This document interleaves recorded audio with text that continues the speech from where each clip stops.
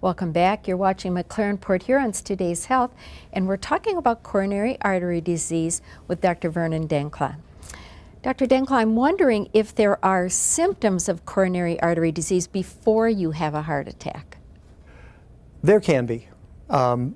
Typically angina, where again one gets a pressure in the chest, and depending on how heavy or not it is.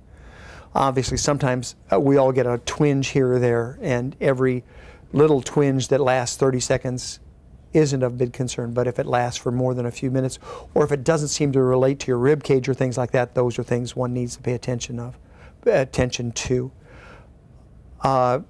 Shortness of breath can be a symptom of heart disease. But those are really the most common. You can get funny rhythms where you feel like you're skipping a beat. That can be a more difficult symptom to correlate with heart disease, but can be. So that of course makes me want to hope that there's a screening test for coronary artery disease. There are some screening tests, and the initial screening tests really have to do with basic health.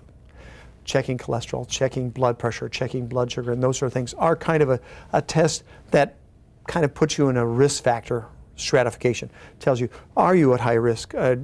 Talking to your family doctor about your risk factors. The first thing that most people associate with heart disease is an EKG. An EKG is a good screen test to tell what the rhythm is like, and it will show to some degree if you've had any heart damage in the past. But if you're not in the middle of having symptoms, generally it won't show a heart muscle that doesn't get enough blood. That takes us to the next level of screening tests. Stress tests are a good way to screen, especially individuals who are of high risk. Stress tests involve putting a person essentially through their paces, either by walking on a treadmill or other forms of exercise that makes your heart rate go up and puts some demand on the heart.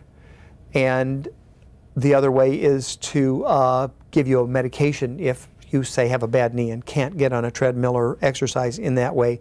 They can give you medications that can increase your heart rate artificially and stress the heart to see if you are prone to it. How do they check it then? Then an EKG that they do at that time, if it shows particular changes, can tell you if your heart muscle is not getting enough blood when it's stressed.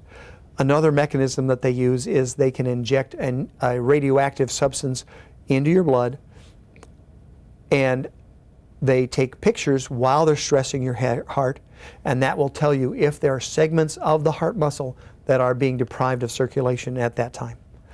So are those basically the tests you use to diagnose coronary artery disease? Those are the initial tests, as well as an echocardiogram, which can tell you, are the valves functioning properly, and how well does the heart muscle itself contract.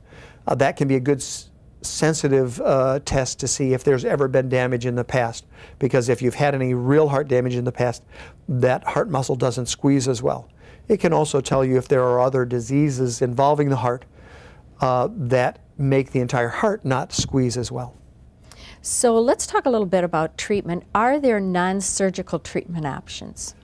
The initial non-surgical options, again, depending on symptoms and your doctor's assessment of your problems, involve reversing the things that got you there, which essentially is stopping smoking, correcting your diet, making sure your blood pressure and your blood sugar are under good control, getting into a proper exercise program, and I cannot emphasize that enough.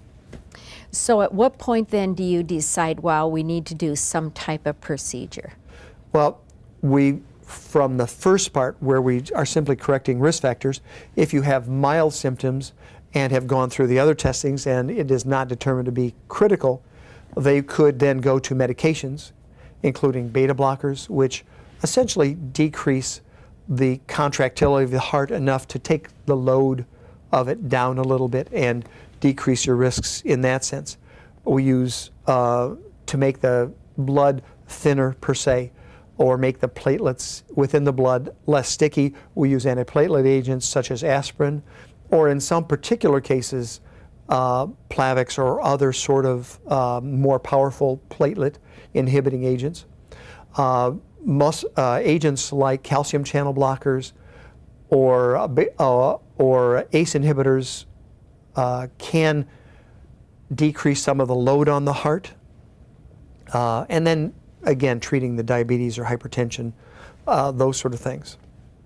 We're going to take another break, and when we come back, we're going to talk about those surgical treatment options.